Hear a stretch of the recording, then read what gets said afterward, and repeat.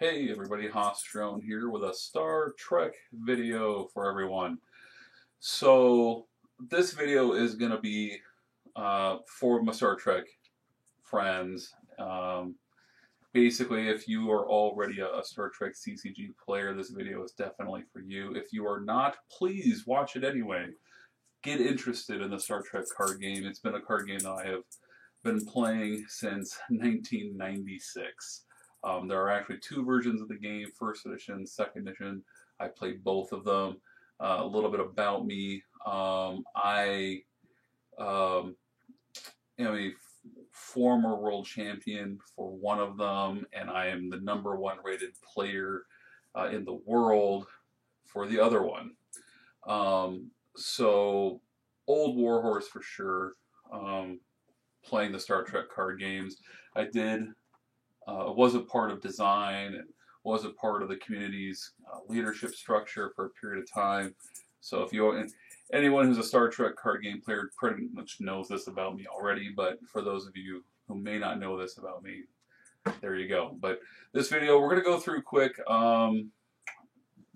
Basically, what this video, the purpose of this video is some members of the Star Trek community have done the work and gotten a Star Trek card game mod for Tabletop Simulator up and running, and I've already kind of done like a lot of the legwork and stuff like that to kind of check it out, see where it's at. I gave them some feedback on how to improve it. They've already incorporated a lot of that feedback, which is great to see. So this video is going to go a lot smoother than it would have been had it been yesterday. So with that said, this video, like I said, is pretty much about how to get Steam, how to get Tabletop Simulator, and then how to get, this mod loaded up into it. For those of you who are not necessarily familiar with Tabletop Simulator, which I don't know how much of the Star Trek card game playing community is familiar with it, since it's only something even I became aware of once I started playing Star Wars Destiny, which is what I use it for predominantly. I have started playing some other little side games on it. Like I like playing the mini golf on Tabletop Simulator as well. But predominantly I, use it for Star Wars Destiny, and you look at all the other videos on my channel here, you'll see all the videos that I posted of me playing Star Wars Destiny. So if you're a Star Wars Destiny fan and you've stuck with this video thus far, thank you for watching. And please continue to watch this video, because maybe you want to check out the Star Trek card games, and I'll talk about that a little bit too. So anyway, so let's start with the nuts and bolts here. So Steam, you got to have Steam if you're going to play Tabletop Simulator. Basically, it's just an app. It's just a program that you get, but you have to get it here. So what you want to do is you just Google, or in my case, Bing, search Steam, and then when you search Steam, you will get you'll just get a search result that kind of looks like this. You'll just choose the Steam official site. That'll take you to here, and then all you got to do is you just install Steam on your computer, and then once you have it installed, you will get you'll get a handy dandy little icon here for your desktop, so that you can open it. If you're going to play Tabletop Simulator, you have to have Steam open. So jumping forward, you've downloaded Steam, and now you get you've created your information and so forth. So now you have the program. So you open up the program. This is what you're going to see. So once you've done that, what you have to do is, for Tabletop Simulator, you go to the store, and you can just search Tabletop Simulator. You'll find it here. Right now the price is $20. That's the usual price for Tabletop Simulator. Steam very frequently offers deals and specials where you can get it for $15 or $10. If you're willing to wait for it, that's fine. I don't blame you. Saving $10 is saving $10. But realistically, it's not that much money. I mean, it's like 3-4 packs of cards. It's less than the price of printing off another new set for the Star Trek card game. So really, just don't beat yourself up if you just pay the full price, is all I'm really saying. So you choose it, and then what happens is that Steam will then do kind of an internal download. You don't, it'll do an internal download within your account, but then it also does the download on your computer. And then once it's downloaded on your computer, you get your handy dandy icon here so that you can just access it directly. So yeah, so you have it on your computer now, and then basically you just run it like any other program. So we're just going to take this from the beginning. So we're just going to launch it, and then it'll pop up rather quickly. You just got to wait a few seconds for it to load. And like I said, you have to have Steam up and going, because if you don't, it'll pop up, but then it'll tell you not connected to Steam, and then you have to start all over again. You have to close out, and then you have to start all over again. So you have Tabletop Simulator downloaded, you have it loaded up. Okay, that's great. Now here's the issue.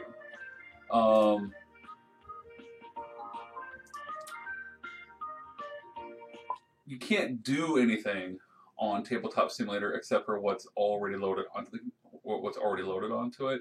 Basically, what you have to do is if you want to play these kind of additional games, if you want to play Magic, or you want to play Settlers of Catan, or if you want to play the Star Trek card game, what you have to do is you have to go to the workshop and you have to subscribe to it. So you do that basically just by going into your Steam. You'll go to let's see here. You go to I believe you go to games. You'll see it here eventually once you get it, but I'm sorry, I'm just blanking right now for whatever reason. Oh, that's right, you go to the workshop, of course. It's obvious. So you go to the workshop, and what you do is you just search for whatever workshop you want to add. So you would search for Star Trek CCG. For whatever reason, I don't know why, but Steam on my computer just isn't finding it. I was able to find it on my phone, on my smartphone, right away, and was able to subscribe to it. So let's just basically just choose something else at random. Let's just go with, like, say you were gonna do, you're gonna do Star Wars Destiny. Again, for whatever reason, the search function is just simply not working. Either way, though, let's just use one of these as an example. Okay, so let's just choose this one. So you go to it. Once you find it, you'll just go to the page, and then basically what you'll do is, no, that's not really gonna. That's not gonna help us.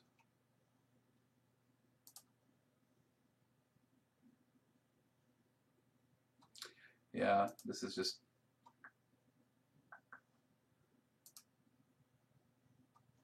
Okay, so I don't know why my desktop Steam is just not working for me correctly here, but basically what happens is you'll search for a workshop, you'll go into the workshop, and then you'll scroll down, and what you should see, is you should see the fact that you have the ability to subscribe to something, and it'll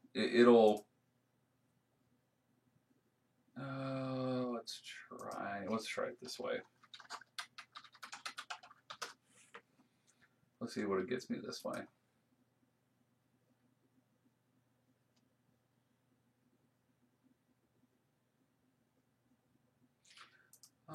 Let's try. Well, actually, no. Let's try it this way. See what it gives us this way.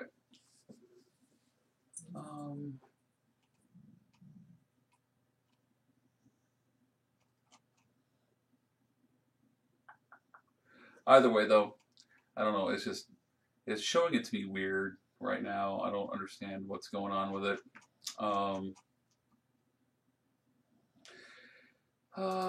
Workshop Tabletop Simulator. Here we go.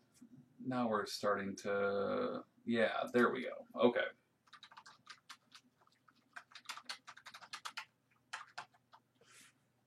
Okay.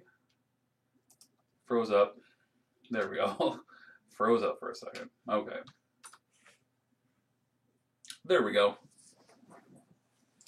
So, looks like this is the way you're going to have to do it. You just you go into your tabletop simulator, then you go to the workshop, and then what you can do is you can just browse for Star Trek CCG, and you'll scroll down. You'll have a whole bunch of different options. That looks interesting.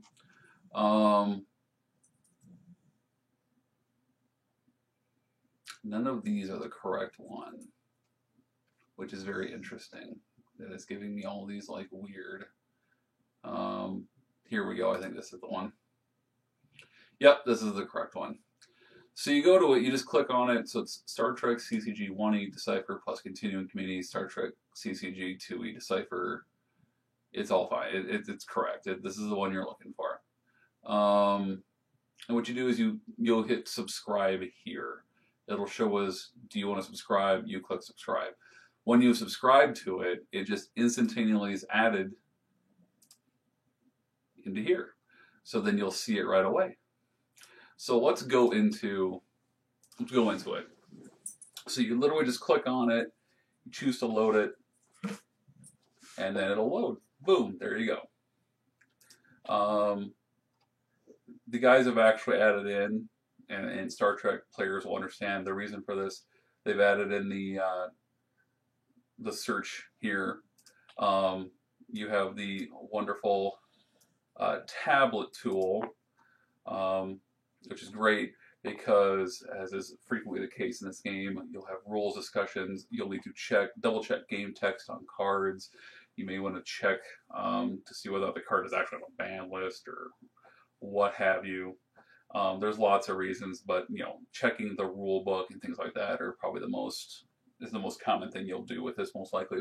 But until recently, there was and Trek players know this, Quantum Incursions, the card had a special function on it where its game text changed based on a random decision, either a random dice roll, or you could just go to the card on the page and you'd be able to figure out what random text the card actually had. So that would have been a reason for using this. So this is a handy dandy thing to have. So this is going to give us a chance to talk about like the first way to use Tabletop Simulator. So if you've never used Tabletop Simulator before, there's a lot of hotkeys, a lot of shortcuts you can use to make everything faster and smoother for you. So let's do the first one. So if you hover over something and you right click on it, you'll get this. One of the first things you can do is you can scale the size of something. So if you don't like the size of it, you can make it bigger. You can make it like massively funly huge, which is going to be very important for something like this. So if you do want to if you do need to do a quick search, you can do it that way. You can make this like super big so you and your opponent can see it. And then you can scale it back down and move it out of the way. So to basically move anything, you just scroll over it, you hold down the left click, and then you can move it around. Okay. So we've got the mod, we've got this loaded here. Again, moving something around, just click on it, hold it. If you encounter something that has something in it, like say one of these bags, if you try to click too quickly, you'll just pull the thing out that's in it. So a quick click and pull and drag, you pull out whatever is in the bag. If you need to pick up the object, you gotta hold it down for a second. Okay? So that's clicking and dragging. All right, so the next thing we're going to talk about here is building a deck and so forth. So in Star Wars Destiny, the website, swdestinydb.com, you can just build a deck online and then you can just download the JSON format into, you can save it as a file within your tabletop simulator. So what you would see is you would just download it. It would come into your downloads. So like here's like one of the files, and then you would go to saved objects. You go to My Games Tabletop Simulator. You go to your saved objects, and then here's all your saved objects. So what you can do is if you like with Star Wars Destiny, you build a deck, you download it, and you can just move it directly here, so it's imported directly into the game. I'm hoping that the guys who've been working on this mod for Tabletop Simulator are going to eventually get there. That they will work with the Trek CC site in order to make this happen. Because I built a deck. I built a deck in here, and it was extremely time consuming. So, you know, hopefully that'll get made better in the future. But if not, you're just going to have to basically use the bags. Here's the bag for all the second edition cards. And then here's the bags for first edition. And we're going to talk strictly about first edition because that's the game that I am really the only one that I'm playing these days, personally. So you'll see that they have, basically, they'll have what was produced by Decipher, the original company, and then there's what's been produced by the Continuing Committee. And they basically have two bags, one sorted by release, one sorted by type. I found that if you obviously, by type is better for just kind of like finding things, but we need to find individual cards. You need to go by release because it looks like they're having problems with duplication in here. And then, of course, there's a problem right now. There's a bug that they need to work out. The Continuing Committee bags are not searchable. So you go into one, and then you open up the cards, and if you try to search, oops. And if you try to search, what you'll find is hey, look, there's the land. You can't search. You type in a letter, nothing. So that's a bug that's going to have to be figured out by these guys. So, okay, so you can build the deck just by, you know, finding the cards, pulling them out. So let's just do some random stuff here. We'll just randomly pull out some cards. So say you just have like a random deck that you put together. What you do is you select all the cards that you want for a pile. Okay, and here's our first shortcut. So the first shortcut you're going to learn is the grouping shortcut. So you select all the cards you want to put into a pile, and you hit G, and they pop into a pile for you. So that's how you're going to group your cards. So say you're just pulling cards out, like I want this card in the deck, I want this card in the deck, I want this card on the deck. Well, that's great. You want to add them to the deck you already have. You can literally highlight them all. You group them. They fly into the pile, and there you go. Okay. So you've built your deck. You got all your piles. You got your seed deck. You got your draw deck, use 10, everything, right? So how do I save it? Well, that's very simple. What you do is you just hover over it, you right-click, you hit Save Object. So what's going to happen is it's going to ask you where you want to save it. So root folder is like your catch-all. It's your first screen. You can create additional folders like I have. Like I've created for a whole bunch of different ones here, a whole bunch of folders here, and then I've created Trek objects. Okay. You access everything by going into your saved objects. So say you saved this deck. Okay, we've saved this deck. If you want to then pull your deck out from save, you go to objects, you go to saved objects, and then here's your saved objects. And you can create a folder, and then when you create a folder, it'll ask you to name it, and then that folder will appear. So let's say that you've created your Trek objects folder. Well, here you go. I've created my Borg deck. Okay, so so you're sitting down with an opponent. You're going to play a game, and this is the deck you want to play. So what you do is you go, like I said, objects, save objects. You pick, you find it, and then there's two things you can do. You can either just click on it, left click on it. It'll pop into the center of the table. I don't recommend doing that. If you do it and your opponent does it at the same time, your decks will literally stack on top of each other and you'll have a mess. So I always recommend just the click and drag method to put your deck onto the table. Just like that. Just grab, drag onto the spot of the table that you want, and boom, there you go. Your deck's on the table, ready to go. So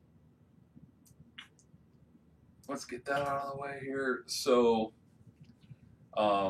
your side of the table, opponent's side of the table is kind of looking how the guy's got it set it up here. I'm not a fan personally of the square blocks here. I'm not a fan of this. I feel like this needs to be moved. This needs to be moved. Like I don't like where these things are at right now. That's fine. It's just the way it is. So, and we'll do something more advanced here in a moment. But so again, click, drag. I want my draw deck here for right now, and then of course you need to have a hand. So you're sitting at the table, and I don't know that these guys actually did this. This is one thing I haven't even bothered to even look at yet. But you're supposed to have a hand zone, and I don't know that they have because I'm not seeing one. So if you guys are watching, you need to create a hand zone. Okay.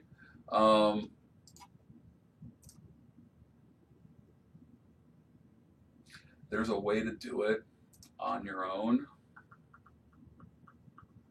and I can't remember how to do it. Hands are enabled.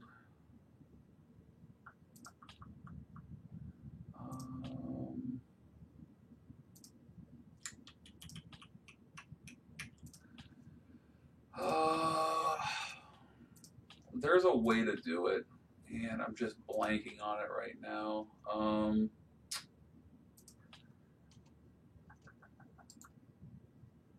Yeah, I'm just blanking on it right now, so we'll have to come back to that issue. I'm just blanking on it right now. I've only ever seen it done once, but let's see here. No. Oh, just spotted an additional problem, guys. There we go. Okay, so you can sit anywhere you want. And so when you come into a table, if you're creating the table, you will automatically be placed somewhere. Obviously, if it appears that they've got it auto set to white. But you can change that. So we'll just say that I'm on brown now instead. And you just do that by going change color. You can even just be a spectator. So if you don't want to sit at the table, you just want to watch the game, spectator or black. If you do gray, you're not going to see people's hands. If you do black, you will see their hands. But as I said, we're kind of having a problem here with the fact that I don't see that they have a hand. Ah, looks like they do. They do have it set up. Okay, but it doesn't look like they have the drag and drop option. The drag into your hand. Okay. They don't have a hand zone. That's what they don't have. They don't have a hand zone, but they have a hand. Okay. So let's go ahead and talk about that then. So to put a card into your hand, you basically can just, like say you have one card just sitting out here and you want to put it in your hand. Since we can't do drag and drop, you literally just go over it and you press number 1. And number 1 means that's how many cards from that stack you want to put into your hand. So this is where they definitely need to create a hand zone, or get it modified where there's a hand zone. Because obviously for this game and a lot of games, you're gonna like have a whole pile and you don't want to know exactly how many. I mean, it'll get annoying having hit numbers all the time, but so that's how for now you're just gonna have to put a card in your hand that way. So say you get all 36 cards here, you literally go 3, 6, you're gonna put 36 cards in your hand. Boom, there you go. So as far as like playing the game is concerned, what you can do then is, so Trek players will get this. You'll do the seed phase. So my first seed, Q's tent. Gonna put my Q's tent here. So it goes on top of it. Select. There you go. So now you got your Q's tent. So we're gonna set the Q's tent over here. And then other doorways, Battle Bridge door, onto your Battle Bridge. Whoops.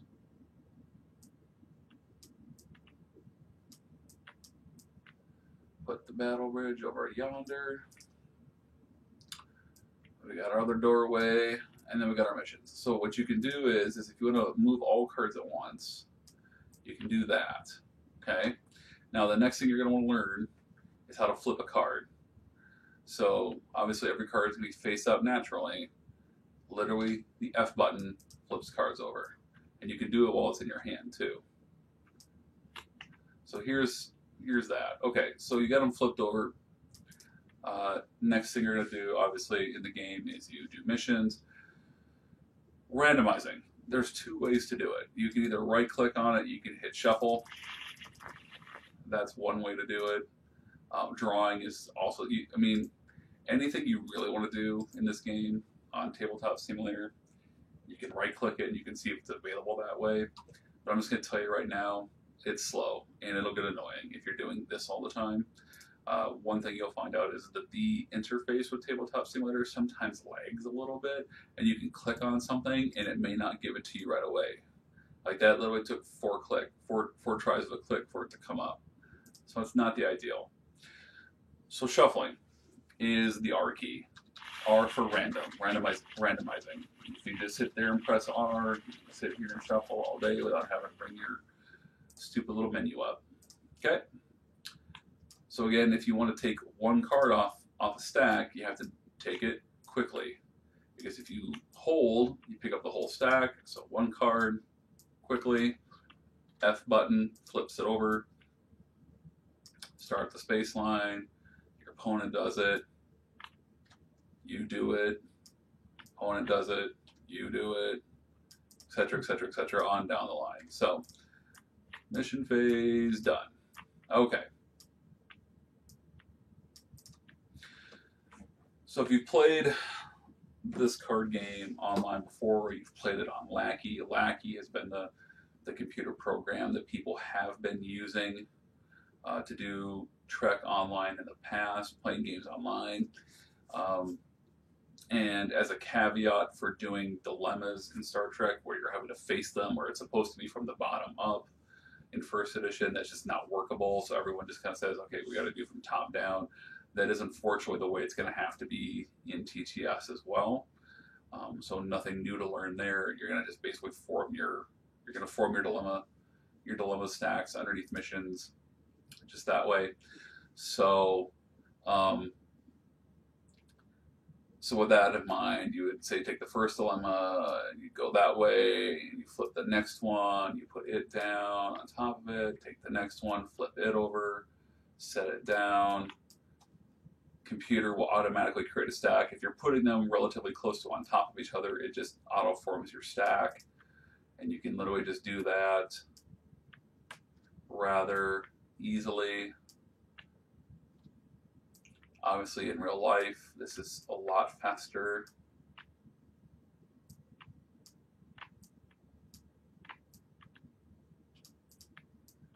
Now, here's the problem. There's no viewing hidden information. You can't see what it is when it's face down. So, say you screw something up and you need to look at it, yeah, that's all you're going to be able to do. Okay? So that's going to be a little bit of an issue, I can see.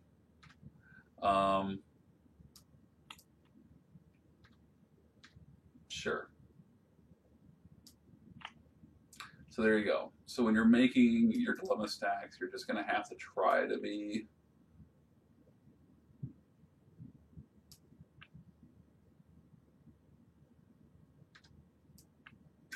as judicious as you can, making sure that you're getting them on top of each other.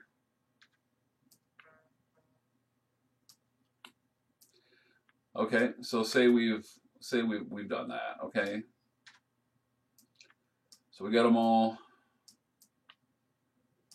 taken care of.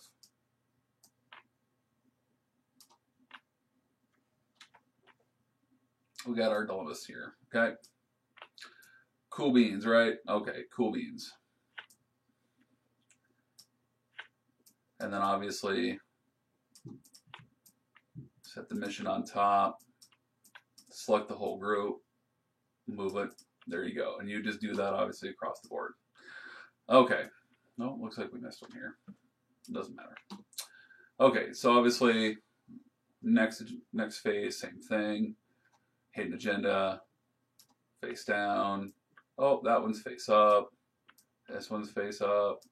Easy peasy, face up. Oh, we got another hidden agenda. That's cool. Hidden agenda, hidden agenda. Easy peasy, lemon squeezy. Another hidden agenda, etc., etc., etc. There you go. So that's how you're going to play stuff out. It's rather simple. So now here comes the practical realities of how you're going to play the game. So obviously, playing at this distance, you're not going to be able to read anything, obviously. So how you have a card pop up for you is you just scroll over it and you hit the Alt key. The Alt key will give you a big version so you can look at it that way. Like I said before, you can't see anything face down. It's just not possible with TTS, unfortunately. You can't scroll over it or anything like that. I'm not aware of there being a way around that. If you ever forget your hotkeys and stuff, you can just go to Menu, Help. All of the major keys are here. All the major keystrokes that you can use are here, and then all of your tools for doing stuff are here. So cursor is obviously the cursor. This gives you the ability to write all over the board. And then, of course, here's your eraser, so you can just erase it. You draw circles, so you're like, boom, look at that. Targeting that mission. Yay! Target that mission. Nope. Erase it. Zone. What you can do is you can create a hidden, do a hidden thing. And then, of course, you can make it a color. Isn't that interesting? Oh, there it is. Of course, that's where it is. The hands. So here's the hands. Okay, so let's see if we can do a drag. Yep, there it is. Okay. But of course, this table is huge, and that's not going to be like, not really going to be great. So I bet you've been wondering how I've been able to do this. Okay, this is literally just scrolling on your mouse. It's the scroller on your mouse. It's that simple. I'm not sure if I can get rid of that. I'm not. Yep, there we go. So you just click on it again, gets rid of it. Cool, right? Here's randomizing. Everything in the zone will be randomized when you right-click on it. So, you know, it's another long-form way of shuffling, but I just wouldn't recommend it. And then, of course, you see hands, fog of war. You can create a fog of war area. The fog of war area is just something that your opponent cannot see. Not really useful for the most part. You can draw lines. You can say like, well, this ship is gonna fly to here, or whatever you want to do. You can flick something. So if your opponent's getting annoying you a little bit, you can just drag back and bang, there it goes. You can create text. You can just write text on the field. Not really that helpful.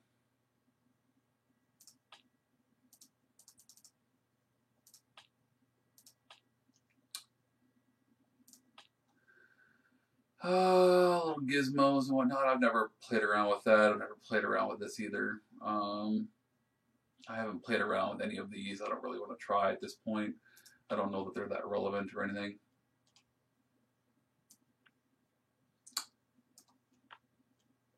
Handy little hint. Something falls off the table, whoop, pops right back on. So your opponent can't rage throw anything off the table, and it's never going to be seen again. It'll just auto-populate back on the table. See what else. Okay, so as far as the camera's concerned, so get back to focusing on that a little bit here. So the quick way to go in and out on the center of the table is with your scrolling, okay, or whatever your point of focus is. You can change your point of focus by keeping your mouse over a spot and then hitting the Z button.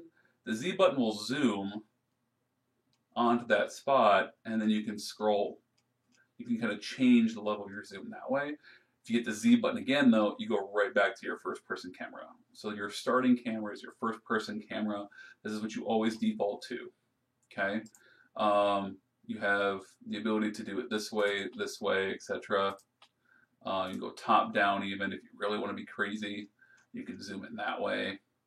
But third-person camera is your kind of default camera. If you hit B, you blindfold yourself.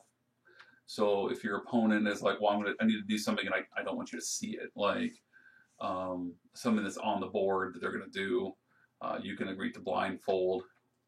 It'll show it, and then when they tell you, okay, we're good, remove the blindfold. Text box over here where you see everything, literally hitting the enter button brings up your text, and then you just literally type in there, hit enter. That's pretty self-explanatory. I don't think I really needed to explain that. I'm pretty sure that'd be easy to figure out. You can also just click on the little box here, gets you the same way. As you've already seen me use, everything as far as like your macros and stuff are all up here. This just takes you back into the game. Configuration is how you mess with things. The help menu again is if you forget one of your shortcut keys, you just search it that way. Main menu will take you out, completely out, but it'll give you a quick, are you sure? Before you do it, so you don't accidentally go menu, and you don't accidentally hit menu, main menu, you're not gonna just bounce out, you'll have a chance, so just don't get too click happy. You have the ability to notebook things here. You do have the ability to upload stuff. You have the ability to mess with the options like the lighting and the grid and stuff like that. And then of course here's your objects. So one thing that they did not include in here that I advise them they should, but even if they don't, it's not a big deal. You can go into components, and components will provide you with all sorts of options for additional things that you might need. Like say you need to roll a plastic die, you want a nice little cool little D20, you can click on it, and magically appears on the table. And then you can do it this, you can roll it, and then you hit all to see what it comes up as, 15. It'll also show you, if you just scroll over it, you see right there the number 15. If you want to get rid of something on the board permanently though, you hit delete. So, as I said before, throwing something off the table isn't going to delete it, but if you select something, if you've got something cursored, and you hit the delete button, it's going to go bye-bye. So don't do that. Don't delete anything off the board unless you're absolutely sure you want to delete it. So in components, you can find all sorts of stuff. There's lots of little weird little custom things that people put in, or that you can put in. Little figurines. So if you just want to have a little guy on the table rooting you on, you can do that. You can put little pawns out there to mark stuff. Obviously, for Star Trek, you're gonna want to do dice. You're gonna need dice because you're gonna need countdown dice for things. So you can make a little D6 that's green, and that way you have a fun little doohickey. So with dice, to change the side to the side you want it, you'll just obviously have it selected, and then you hit the number. So if you want a 1, you hit 1, flips it to that side, 2, 3, 4. You literally just select the number on your keyboard, and it'll turn it to that side. That is basically for dice only. Obviously, we do that in Star Wars Destiny constantly. Of course, if you want to roll a die and you don't want to do this, you can always just select something and then hit the R key. R also stands for roll. So you can always do it that way too. So if you and your opponent want to randomly decide who goes first, you can always just put some dice on the table and you can do a dice roll as well. Well, here's the object that I'm getting at that I'm going to show you. So here's some fun objects. You can, if there's a note card you need to do for some odd reason, you can do that. Even an MP3 player, you can just play some like non-popular, like this is literally, you know, fair use music. It's just whatever there is. These guys do have the tablet already on the board. They've got a counter that's on the board as well. It's kind of hidden over here, but it's right here. So you can track points. You track your game points that way. Oops.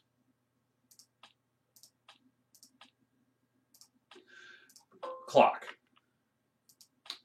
So obviously this game is a timed game. So what you can do is you can put the clock out here. And then what you can do is you can right click on it and you can turn it into just a stopwatch. You turn it into a stopwatch, starts the clock. If you click on it, stops it, click on it again, restarts it, stop, start, just left clicking. Okay? So that's how you would start and stop a timer in the games that you and your opponent can agree on how much time has passed in the round. Okay? So that'll be handy. Calculator if you need to do math. Here's a bag. So if you need a bag, there's the bag. It's something you can just put stuff that's been removed from the game into if that's how you want to do it. You literally just drag, drop, toss it in, etc., etc. And then you can just move the bag around. As you can see, there's the bags over here, and there's the bags here and stuff. Here's something that they included that I personally would not recommend using, but they put it in here because it's cool. It's the black hole tool. Anything you throw into there is then off the board permanently and cannot be brought back. So goodbye. If you right click on it, try to search it, you will get nothing. It's just gone. Like it'll even say, nope, I won't let you do that. So I wouldn't recommend trying. Anything you throw in there just goes away. But you can do this. You can right click on it and you can save it so you have one yourself. And it'll go immediately into your saved objects like where I just found mine.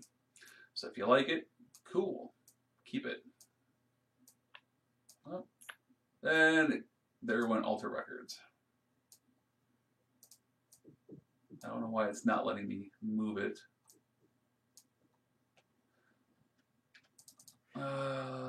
That's entertaining. Just not letting me move it, so we'll just get it off the board that way. Okay.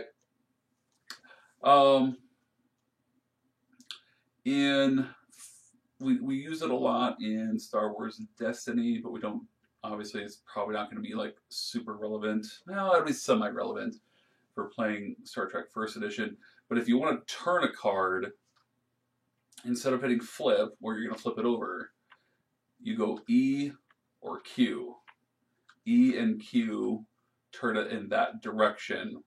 So obviously the Q is left of the E, so Q is going to turn things to the left.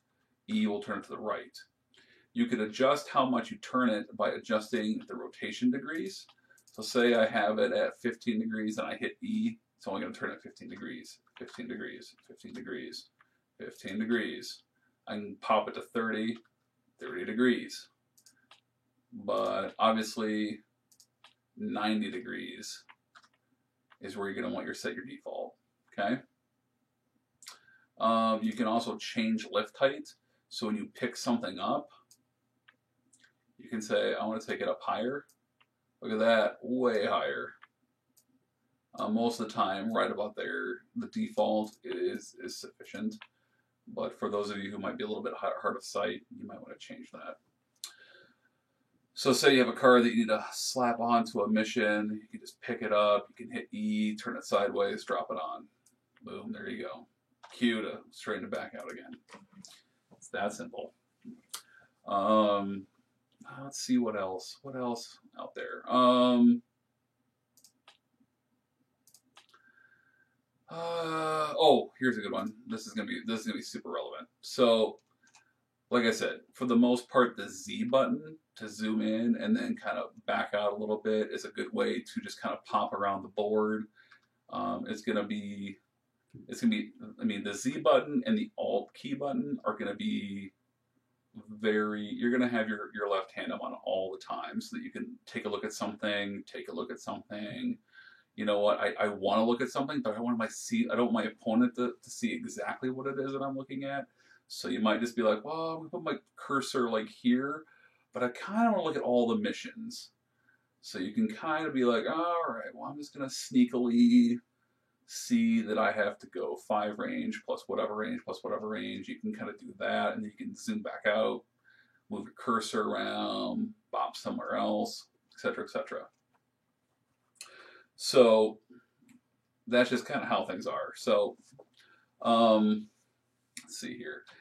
The slower way to do this, and I don't like using this, is A moves you to the left, D moves you to the right, W moves you up, and S moves you down. So you've got the directional keys in that little four cluster.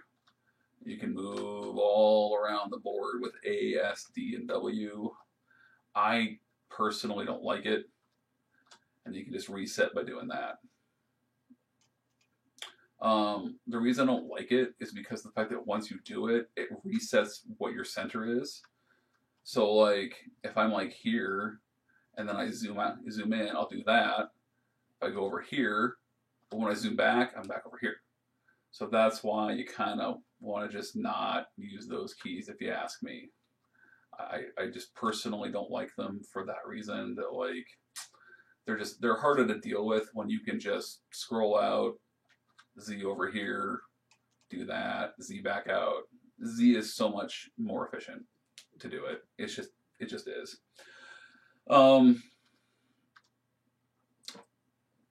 I would just recommend though not doing it too fast though. Tabletop Simulator, if you give it too many commands too quickly, has been known to crash, freeze up, or error. So take your time. Don't try to do things too fast, because if you try to do things too fast, it's gonna potentially screw up. So just be warned. And there is no save function. So if the whole board kind of gets buggy, you're screwed with dealing with whatever the bugs are. That's just how it is. It would be TTS's fatal flaw. Lackey had the ability to save a game when crap like that happened. TTS just doesn't. But TTS is a more stable platform to begin with, and it's a much more user-friendly platform. As you can obviously see, it's much more intuitive. And then, of course, you know, yeah. So, let's see what else.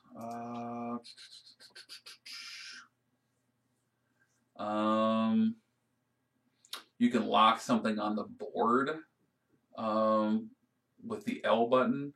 So if you want to make sure something sticks in place without getting accidentally bumped, you can just scroll over and hit lock, and then you can't move it anymore until you hit L again, which will unlock it. So that might be very handy for certain things. Not quite sure what in the game, but you could lock something down and then you can't flip it. So it might be a way just to kind of accidentally prevent yourself from flipping a hidden agenda over, maybe. I don't know, not quite sure. You can nudge something with the N. Just kind of does a that to it, you know. If you're just trying to draw attention to something, or if your opponent's kind of annoying you with something, you can just nudge their cards a little bit. Be a jerk, I guess. I don't know. What else? Oh, M. the magnifying glass. So when you do M, you can magnify this way as well. So if you are really having a hard time seeing something, you just scroll, and wherever your scroll cursor is at, M gives you a magnifying glass to see it. So if you really just want to, you know, do it that way. Like I said, I personally like Alt, but I guess some people prefer M for whatever reason. In a sense, M will be good for if you really want to look at something quickly without your opponent seeing that you're kind of focusing on it. Like you're just kind of like, I'm surveying the board, but really I wanted to look at one particular thing. You can kind of do it quickly this way. You can just kind of move around. You can see it that way, I guess. So that might be a use for it in the game. So yeah, so shuffle up our massive 88 card board deck, draw 7 cards, and boom, they're magically, you see them. And there you go. So yeah, that's pretty much everything. Like I said though, when it comes to deck building, until they get the build in the CC website, you're just going to have to do it the old-fashioned way by searching through all the different sets and stuff. What I basically did was I just kind of had the website up and was just like going back and forth with the deck. Look at the deck, find the cards, throw them in. Look at the deck, find the cards, throw them in. So I mean, if you're not a Star Trek card player and what you're seeing is interesting for a card game, obviously I haven't shown you a whole lot of the game, but if you're interested at all in learning more about the Star Trek card game, go to trekcc.org. This is the main page for our player committee for playing the 2 different Star Trek card games. First edition on the left, second edition's on the right. We also play a game called Tribbles, which is basically Uno on steroids. It's super fun, very casual though. It's not really competitive. We make it competitive, but realistically, it's still more luck than it is strategy. But anyway, if you're interested, you can go to the trekcc.org website. You can learn how to play the game. We have, our community where you can ask questions, create your handle and everything, and just peruse the boards, ask questions, schedule times to learn with people. If you want to learn how to play, I guess, I'm always more than willing to teach people at least a little bit. But I'll just be perfectly honest, neither of these games is super simple. But if you're interested in learning, you can just go check out the 1E resources, the rule book, the glossary, and so forth. They're all here. You can use the deck builder to build a deck. So if you want to look at the cards, you can look at the cards either through the deck builder, or you can review them by just clicking on the set that they came in. So yeah. And there's me, World Champion 2008. Woohoo! Yeah. So, if you have any questions or feel like there's something I missed, please leave a comment in the comment section below underneath the video. Please subscribe to my channel so all you Trek players out there who watched this video, subscribe to my channel. That is the payment I am asking for basically giving you this tutorial. And so instead of wasting your time learning and doing all sorts of things and not being confused, I've just helped you out. So do me a solid and subscribe to the channel.